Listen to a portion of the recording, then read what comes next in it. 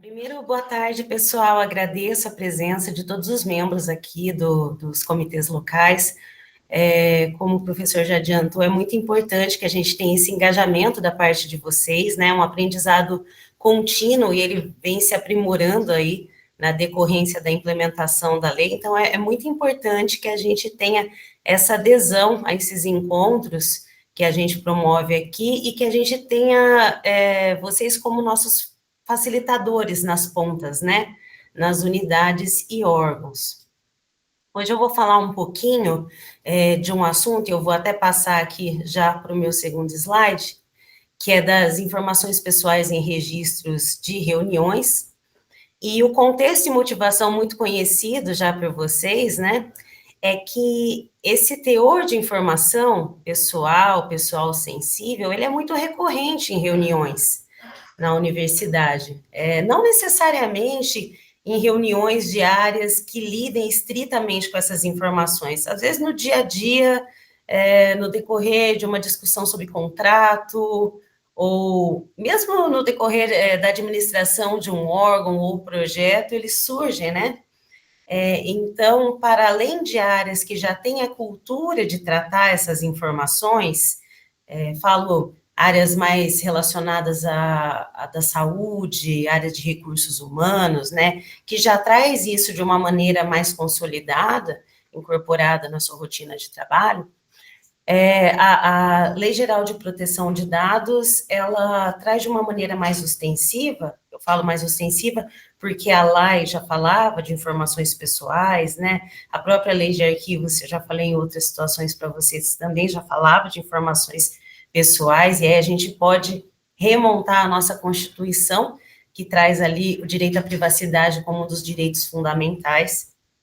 Então, isso não é novidade, mas a LGPD, ela regula, né? Ela disciplina e ela limita a gente ali na manipulação, no tratamento desses dados. Então, foi uma grande oportunidade de que outras áreas também tivessem contato com isso. Então, nesse contexto de novidade, né, pode não ser em relação à norma, mas na nossa perspectiva, é muito importante que a gente traga aqui um assunto já antigo, né? Elaboração de atas, pautas, mas para a gente trazer à tona sob a luz dessa legislação. Junto com isso também, vem o crescente uso aqui que a gente traz no segundo tópico de câmeras de gravação, essas ferramentas que a gente tem incorporadas nos nossos computadores, né? É tão fácil, com um clique a gente grava a reunião, a gente já tem essas ferramentas de transcrição, então a gente começou a usar de uma maneira muito corriqueira, muito natural, né, esses tipos de ferramentas, e aí a gente acaba gerando registros, e aí é importante a gente pensar sobre eles também. E claro que a gente está sempre reiterando aqui que a importância da transparência na administração, lei de acesso à informação, e a responsabilidade pela restrição da informação pessoal, eu esqueci essa palavra crucial ali no tópico, de acordo com a LGPD. Sempre esse equilíbrio, né, entre a transparência e a proteção, que a gente vem aprimorando, né, exercendo aí desde o início dessas leis, de implementação dessas leis. Antes de falar propriamente, e eu trouxe até alguns exemplos práticos, porque eu sei que no fundo a gente fala de conceitos, mas no dia a dia ali o que a gente quer é saber o que fazer, de acordo com cada situação. Eu acho importante a gente revisitar alguns termos, eu não vou nem falar que são conceitos, que vão ser bastante úteis para a gente entender como manipular, como tratar esses dados na perspectiva de produção, inclusive, e de acesso, concessão a acesso. Falando um pouquinho primeiro de acesso e transparência, a gente muitas vezes fala em público, publicidade, e a gente esquece que quando a gente fala que um documento é público, eu posso estar ali tratando de duas situações. Uma se encaixa muito ali no que a lei ela determina como transparência ativa, né? que seria a divulgação proativa e espontânea de informações consideradas de interesse público de cada órgão público. Isso está determinado em decretos, e aqui a gente tem uma CAD A4 de 2022, que fala sobre transparência, e lá ela determina todas as informações que a universidade tem que divulgar, independente de solicitação, proativamente, preferencialmente em sites, né, como tem o portal de transparência. Ele independe, né, como coloquei ali, de solicitação externa, e isso já está pré-determinado. Vamos já exercitando ali o raciocínio, porque a gente está tratando, quando a gente pensa, por exemplo, em reuniões de conselhos ou assembleias públicas que são transmitidas. Por que elas são transmitidas? Porque elas são consideradas de interesse público. Elas entram aí nessa categoria de transparência ativa. Transparência passiva, eu também estou falando de acesso à informação pública, mas essa publicidade, né, ela não é feita de forma tão ostensiva, ela é feita de uma maneira mais passiva, aguardando ali a solicitação de um cidadão, de um interessado, em geral. E o que normalmente, no ideal, como a gente está falando de transparência, e a lei de transparência, ela coloca o acesso como a regra e a restrição como exceção, a transparência passiva, ela vem muitas vezes por limites de capacidade operacional que a gente tem. O ideal fosse que a gente tivesse toda a documentação que a gente gera, todos os dados e informações classificados e já parametrizados dentro de sistemas que tratasse, né, com segurança essa publicidade, né? Então, por exemplo, hoje em dia a gente tem um sistema que guarda os nossos documentos que são públicos, mas que têm partes pessoais, ou seja, essas partes devem ser ocultadas. A gente tem esse nível de sofisticação de tratamento dos nossos documentos? Não temos. Então, o que a gente faz? A gente não coloca eles na transparência ativa, né? Até porque a lei não determina isso. A gente guarda conosco, e quando a gente recebe um pedido de fornecimento, a gente trata dessa forma, a gente faz o devido tarjamento, ocultação das partes restritas e fornece o documento. Nós estamos ainda sendo transparentes, né? De maneira passiva, mas sim transparentes. Aqui eu trago um excerto do dever do Estado, né, de garantir o acesso à informação. É sempre importante a gente trazer aqui nesse âmbito da proteção o contraponto, né, porque a proteção é de fato a exceção. Isso é muito importante quando a gente está nessa fase de amadurecimento de uma cultura, de uma legislação, que a gente tem que sempre trazer esse equilíbrio, né, para não correr o risco de retroceder no acesso, né, em nome da proteção de parte desses dados. E agora a gente vai falar da restrição propriamente, que não é por ser exceção que ela não é igualmente importante, né? A gente está falando de direitos individuais, direitos dos titulares, né? Então, ela prevê restrições ali, como de um grupo de informações, eu trouxe aqui listado, né? Desde conteúdos sigilosos, como propriedade intelectual, processos administrativos e judiciais, mas focando então aqui no nosso caso, eu vou pedir que a gente se atente a dois grupos ali, dos que são restritos de acordo com a lei, que é o de informações pessoais, evidentemente, e que vai ser interessante também, não é o foco aqui, porque a gente está no Comitê de Proteção de Dados, mas até como CIARC, aqui como Sistema de Arquivos, vou puxar o gancho aqui para falar de documentos preparatórios também. A gente vai falar um pouquinho disso. Eu acho que na questão prática vai ser interessante para vocês. Isso tudo eu fiz ali, coloquei uma caixinha sobre a gestão documental, não é sobre gestão de documentos, a apresentação, mas é imprescindível a gente trazer a gestão como um recurso de apoio a todos esses direitos que a gente vem tratando aqui, seja de transparência, seja de restrição. Ora, para dar transparência, para conceder acesso, eu preciso de documentos íntegros, autênticos e preservados ao longo do tempo. Para garantir a proteção, eu preciso que esses documentos sejam identificados, classificados, tanto em relação ao acesso, quanto em relação à sua natureza, para que a gente tenha essa capacidade de identificar, né, de saber fazer essa análise do que é público, do que é restrito. Nesse aspecto, então, a gestão documental, que trata do documento de todo o seu ciclo, desde a produção até a sua destinação final, a gente pode aí fazer um paralelo com a jornada do dado, né, que começa na coleta, lembra, a Silviane já falou bastante sobre isso em outras oficinas, até o final dela, até a destruição, a eliminação. A gente pode, é isso, quando a gente faz a gestão de documentos, a gente está tratando de todos esses outros direitos e obrigações que a gente tem também, é um grande apoio. A gente não faz isso se não tiver a documentação organizada.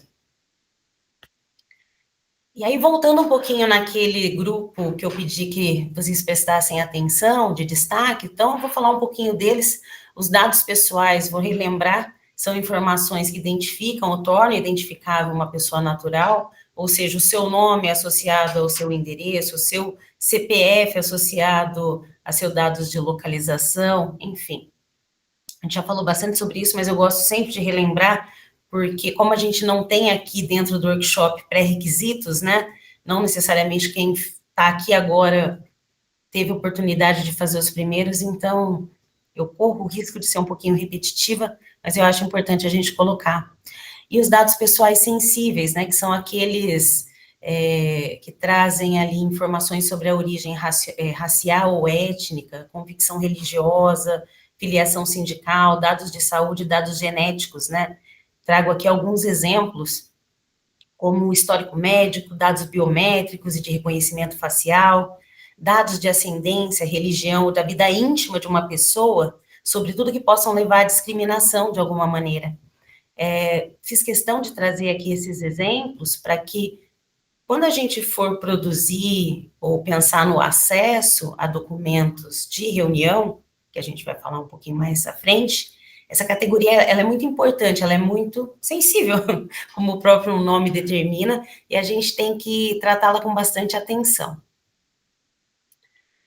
Bom, como eu já coloquei, né, a LGPD, ela coloca limites para o uso ali de tratamento dos dados pessoais, e é muito importante que a gente pense em todos os princípios da própria lei, mas tem 4 que eu destaquei aqui que eu acho importantes, são 10 no total, também ele consta ali das várias apresentações que a Silviane já fez, mas eu vou tratar desses 4 aqui, que seriam a necessidade, né, que a gente deve coletar e divulgar apenas o mínimo necessário dos dados pessoais, a finalidade, a gente tem que ter um objetivo para o uso desses dados e se limitar a esse objetivo, né?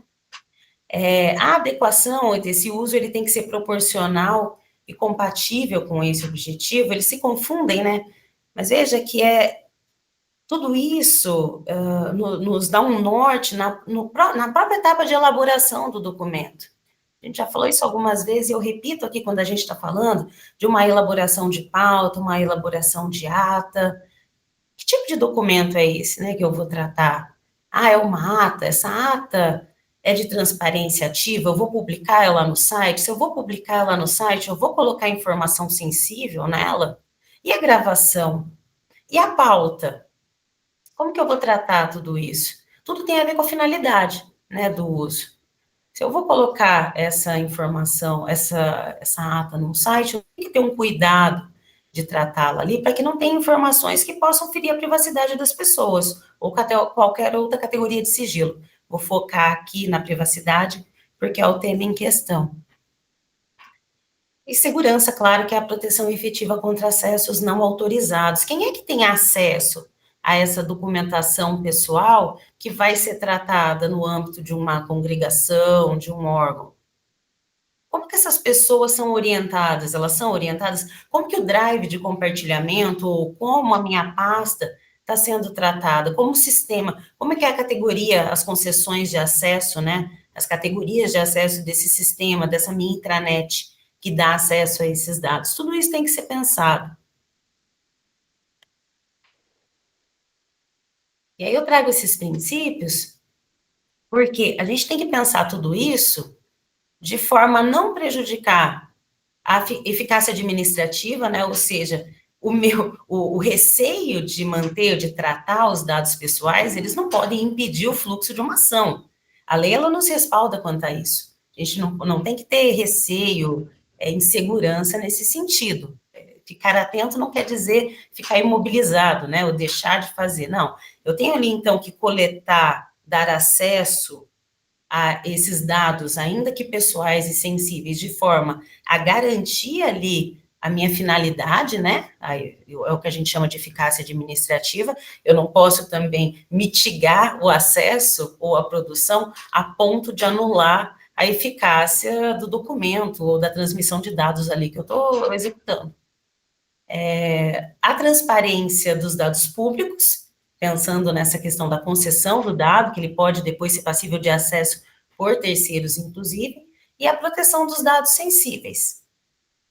Então, nesse sentido, é importante que a gente adeque o uso, né, dos dados pessoais à necessidade, de acordo com a finalidade, minimizar a coleta e a reprodução, a cópia desses dados, sempre pensando nisso. Cada vez que eu reproduzo, que eu copio, que eu transmito, né, e quando a gente fala do digital, é isso, é replicabilidade, não é mais a pasta que circula, é uma pasta que é copiada, em geral, né, agora ela está aqui e se eu coloquei e dei acesso a alguém, quem é que fez o download desse documento? Então, a gente perde bastante esse controle, fica muito mais vulnerável. Outro ponto interessante, que é algo que a gente tem que treinar, né, amadurecer enquanto servidores responsáveis por esse tratamento, identificar, reconhecer as partes com dados pessoais ou sensíveis no documento, saber que eu não posso colocar, listar ali informações, aliás, né, na parte que é passível de acesso público, informações que podem ferir a honra das pessoas, ou mesmo informações mais elementares, como o endereço de casa, né, dependendo de para onde aquilo for circular, onde eu vou publicar aquilo, eu não posso colocar dados pessoais, a menos que eu tenha consentimento por parte do titular. A gente vai chegar em casos mais concretos ali, adiante. Avaliar e determinar a necessidade de restrição conforme a legislação, como eu falei, não é também todo dado que é passível de proteção, né? Eu me lembro de casos em que as pessoas que chegou para a gente de servidores com receio de publicar nome e matrícula funcional. Não tem problema nenhum, esse dado é um dado público, né? A gente tem outras questões mais sensíveis, né, que dentro de certas jurisprudências, desculpe, o interesse coletivo, ele se sobrepõe à privacidade. É o caso, por exemplo, dos cargos e salários de servidores públicos, que a gente conhece bem, né? Nesse caso, entende-se que a nossa privacidade, enquanto servidor público, ela está abaixo ali do interesse coletivo. Então, isso foi decidido dessa maneira. Nem tudo é pré-determinado como a gente gostaria. Tem muita coisa que ela vem conforme a aplicação da lei e o que os âmbitos jurídicos entendem. A sorte é que de 2020, né, enfim, de quase 5 anos para cá, a gente já tem um bom amadurecimento, mas a gente continua nisso. A própria lei, que já faz muito mais tempo, né, 2011, até hoje ainda gera dúvidas e controvérsias.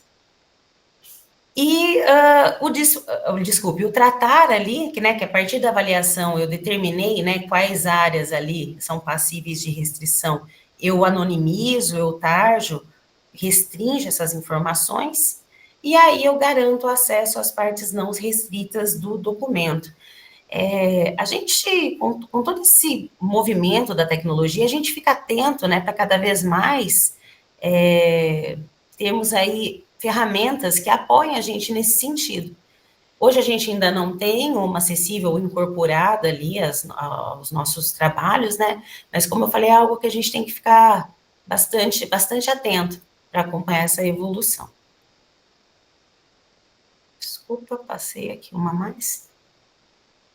Então, nesse sentido, nessa análise, a gente tem que ficar muito atento às informações que eu já mencionei ali, sensíveis, né, e dados pessoais identificáveis. Eu trouxe aqui alguns exemplos que às vezes a gente não sabe muito bem que essas informações são sensíveis. Eu acho que relatos de saúde, opiniões políticas, filiação sindical, religiosa, que possam servir ali como subsídios, né, para discriminação, isso às vezes não fica muito claro, dados biométricos também, ou genéticos, então, muitas vezes a gente pensa, vamos utilizar aí de tecnologias de leitura de digital, reconhecimento facial, a gente tem que atentar que são dados sensíveis, e que se a gente opta por coletar nos nossos procedimentos cotidianos, a gente vai ter que armazená-los com a segurança que os dados sensíveis são passíveis de ter.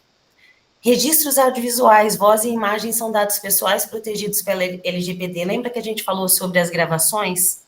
Então, são protegidas e são consideradas documentos arquivísticos quando eu gero. Vou falar um pouquinho mais também nesse slide adiante. Então, a gente não deve se furtar a preservar e a manter aquelas gravações que a gente faz, né?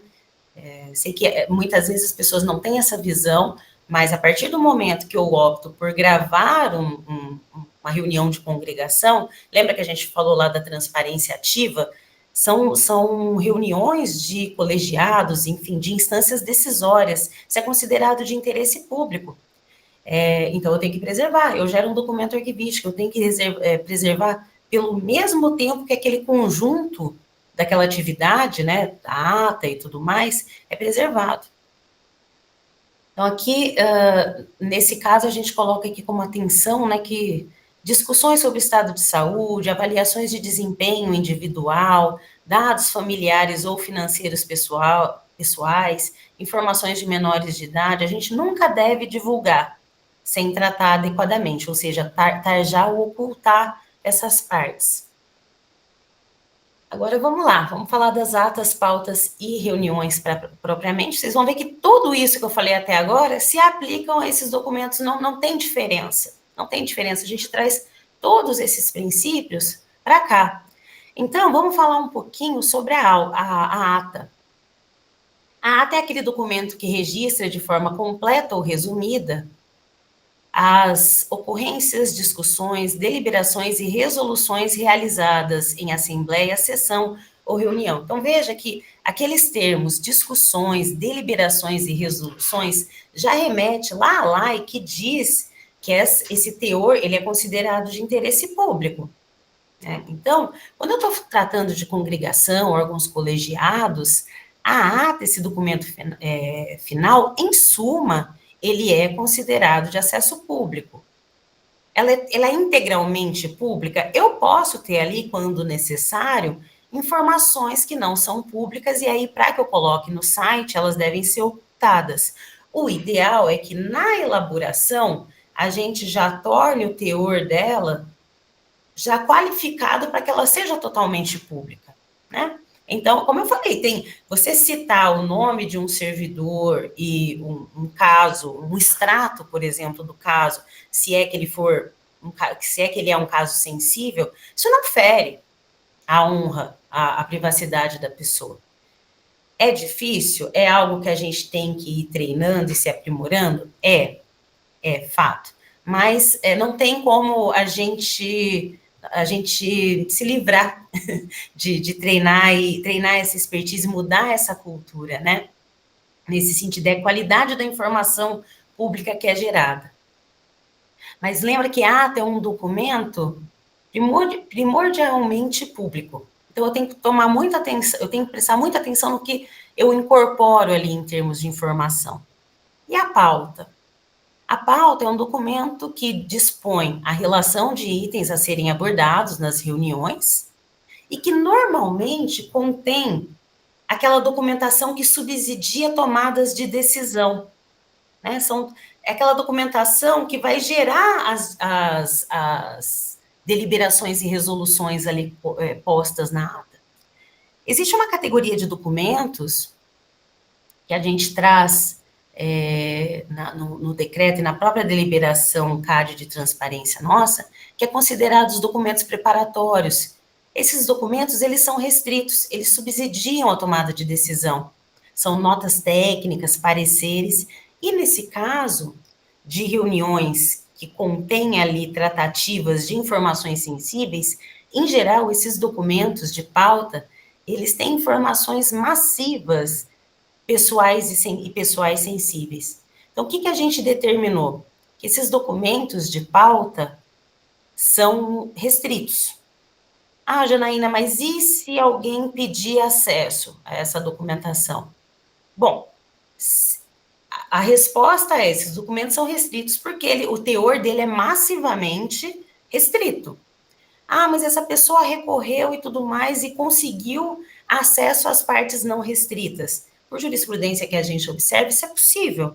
E é caso de ocultar. Ah, a pessoa vai receber um documento com 90% do conteúdo tarjado? Vai. Mas veja que até esse tratamento, essa classificação tem muito a ver até com a quantidade do teor, né? E as gravações? Como eu falei, esses registros que capturam esse conteúdo integral das reuniões, eles são considerados documentos arquivísticos, né? Podem incluir aí áudio, vídeo ou ambos. Aqui na Unicamp tem duas finalidades. Uma é de promover a transparência da gestão, como está lá disposto na deliberação CAD 4 de 2022. Outra é subsidiar a elaboração de atas também. E aí eu sei que essa talvez seja a parte que gera maior dúvida. Eu vou falar um pouquinho mais com vocês a respeito. Janaína, onde que está escrito tudo isso? Ata, pauta, gravações? Bom, esses conceitos de ata e pauta se confundem. Eu posso citar aqui o Manual de Linguagem Simples, que fala um pouquinho, mas o que tem mais a ver com o que a gente está tratando aqui, que é acesso, né? Nós temos uma instrução normativa que está lá no nosso site, no nosso portal de privacidade, que dispõe sobre o acesso a essas informações de reuniões. Tudo isso que eu estou colocando aqui, a partir desse slide, consta lá de uma maneira mais detalhada. Então, mais uma vez, eu tenho, depois desse arrazoado todo, não importa se é ata, pauta, enfim, eu tenho que dados institucionais não sensíveis são de acesso liberado, as decisões, deliberações, são de acesso liberado. Se os participantes autorizaram a divulgação, o acesso é liberado. Se eu tenho ali massivamente dados de pessoais sensíveis, informações estratégicas, às vezes eu posso ter ali uma reunião que tem a ver com assunto de Estado, é uma reunião cuja natureza é sigilosa.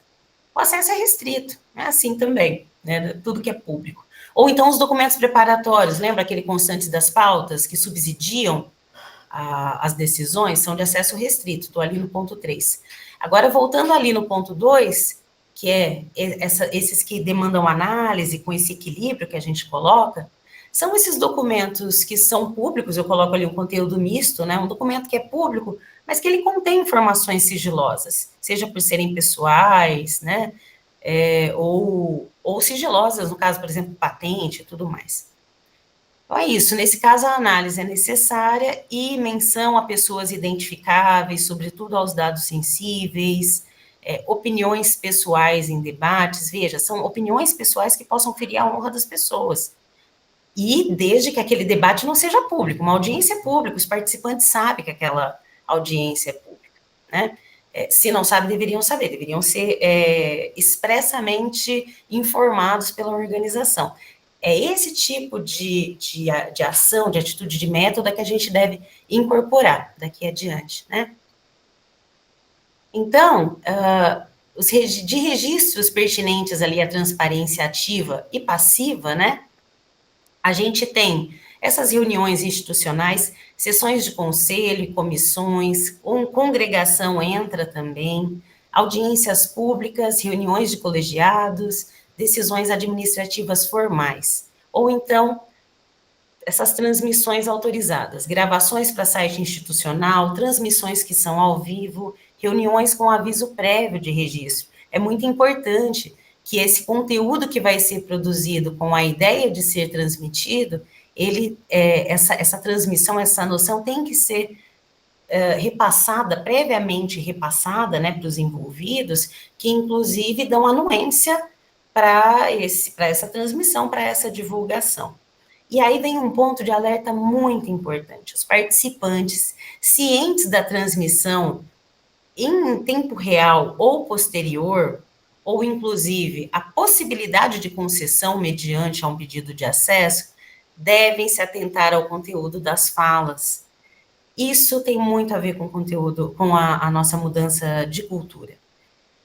A gente tem que entender que se eu gravo uma reunião onde houve aí uma decisão de um colegiado e tudo mais, seja para fins de transparência ou para prova interna ali, muito provavelmente dentro de um pedido de acesso à informação, muito provavelmente não, por regra, num pedido de acesso de informação por terceiro, a menos que haja conteúdo legalmente passível de restrição naquela reunião, ela vai ser concedida, a gravação vai ser concedida. Então, eu tenho que prestar muita atenção no que eu falo. Que às vezes a pessoa fala assim, não, mas eu falei aquilo porque era uma reunião fechada, mas reunião em órgão público, reunião de onde saem deliberações, elas não são a portas fechadas, elas são ali, claro, para garantir a dinâmica e tudo mais, mas a gente tem que ter uma lisura ali. Se a gente resolveu gravar, aquilo é um documento. Então é melhor não gravar, dependendo da dinâmica e do tom que for dado à reunião. Mas a gente tem que ter essa noção. Sobretudo, claro, né, quando a gente está falando de transmissão online, que aí é muito mais difícil para quem está ali gravando, transmitindo, fazer esse corte, fazer essa interrupção no momento da fala. Bom, e aí tem alguns registros que a gente considera restritos, que eles requerem anonimização ou consentimento para que se tenha acesso, né? Para que seja dado acesso a eles. Então, se eu tenho ali uma reunião interna sem finalidade institucional, uma conversa preliminar, uma reunião informal que não resulta numa decisão ou deliberação oficial, horas, eu mando um link aqui para uma colega ou para um grupo de colegas para tratar acerca de um assunto, uma reunião preliminar, dirimir dúvidas, enfim, a gente resolve gravar para um terceiro colega que não está participando da reunião, mas que tem interesse naquilo. Veja, não é uma reunião formal, instituída dentro de uma agenda, de um órgão colegiado. Essa conversa, ela tem um nível de informalidade que resguarda, assim, o nosso sigilo. Eu não preciso guardar aquilo como um documento arquivístico. Isso é quase como uma anotação no meu caderninho, né? Meu caderno, minhas anotações do caderno não são classificadas no CIGAD ou, enfim, em qualquer outro sistema. Então, esse é um ponto, né, que a gente coloca, que muitas vezes o pessoal fala, nossa, mas toda e qualquer reunião, não é dessa maneira também. Reuniões com teor que afeta direitos fundamentais, né? Então, reuniões que trata ali, de repente, de uma apuração de falta disciplinares ou de um caso grave de saúde, enfim. Esse tipo de reunião, e aí é uma opinião pessoal, nem deveria ser gravada, né? No caso de ser gravada, ou mesmo de ser registrada, ela tem que ser, aquela gravação ela tem que ser tratada com o maior cuidado possível, e ela não deve ter acesso ali de ninguém que não esteja diretamente envolvido naquela questão.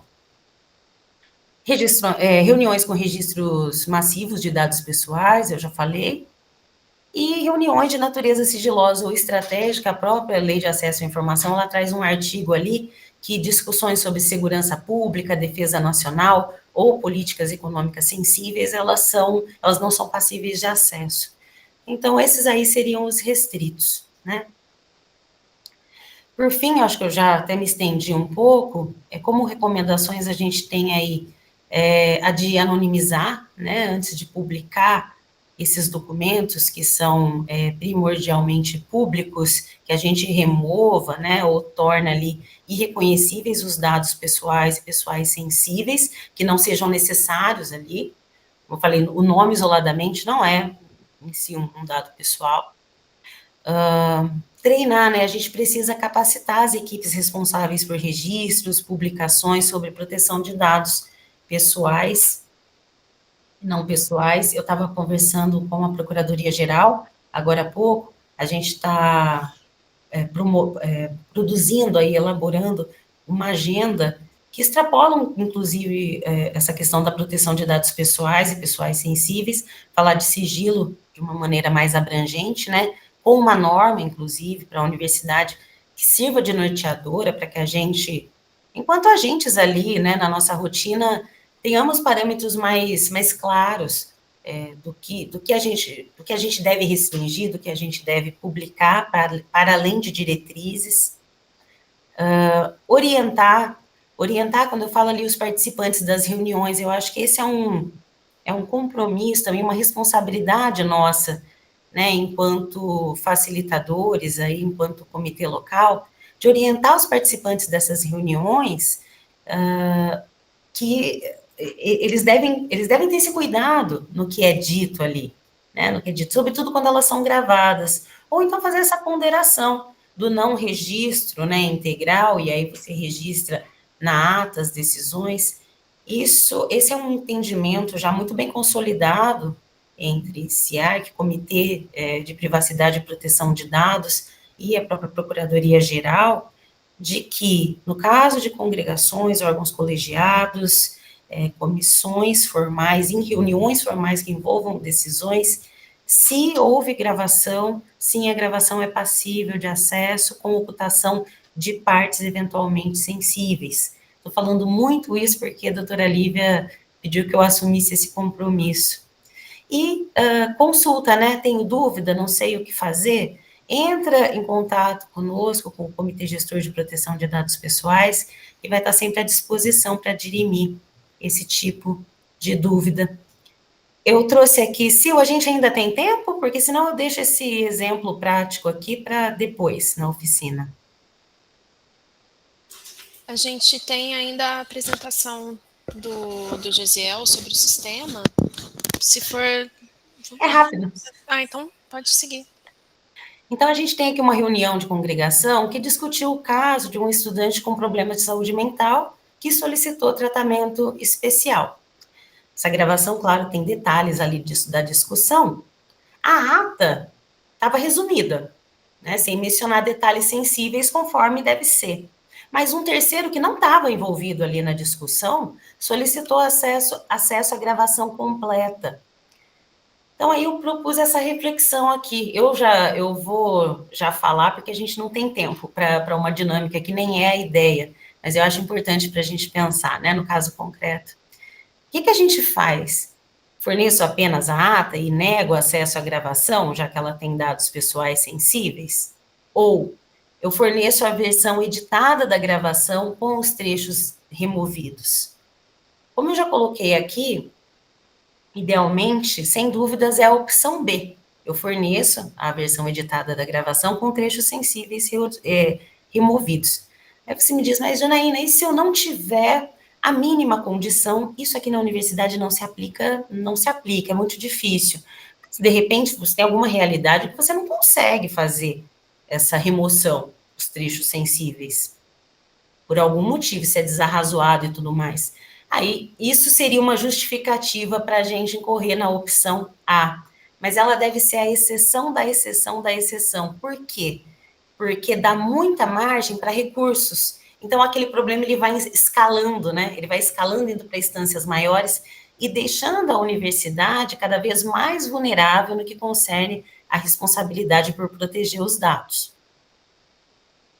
Então, aí, se eu fecho aqui com uma frase que eu achei, que eu bolei rapidamente, lendo os princípios da GPDR, que é a LGPD europeia, que inspirou aqui a nossa, né, que a proteção dos dados pessoais, para além de um direito fundamental, ele sustenta a confiança entre cidadãos e instituições. Aí, nesse sentido, a gente, enquanto agentes ali, representantes, né, dessas instituições, é essencial que a gente se aprimore ali para a proteção desses dados, né, e apoie essa confiança que é tão importante, pensando também que nós somos cidadãos e que também a gente quer que os nossos dados sejam protegidos também. Aqui tem a minha informação de contato e material de apoio para elaborar essa apresentação está totalmente disponível ali no nosso portal de privacidade, ok? Muito obrigada, desculpe se eu estendi. Obrigada, Janaína. Ótima apresentação, a gente agradece bastante.